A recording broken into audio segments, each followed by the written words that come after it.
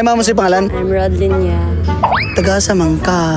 Taga-tagawisan kuya, upper. Wapakat puyo sa lower. Nakapuyo na. Na-try na ba nimo nga nagbalik-balik ka lower o upper? Ya, murag nalubak na kuan na ang dalan sa ako ay sigla kaulaka. Single o na sidecar? Na sidecar. 1 year tunga. Nagana-ana na mo? Uy, wala iya o simba ko pala. Kung halimbawa ka nang mahangyo siya, unsay itubag mo siya? Yan po lang nato na iya. Kani, importante ba ang ana-ana sa relasyon? Dili man siguro. Para sa ako, dili importante. Unsa may importante sa relasyon? Love, assurance, and time.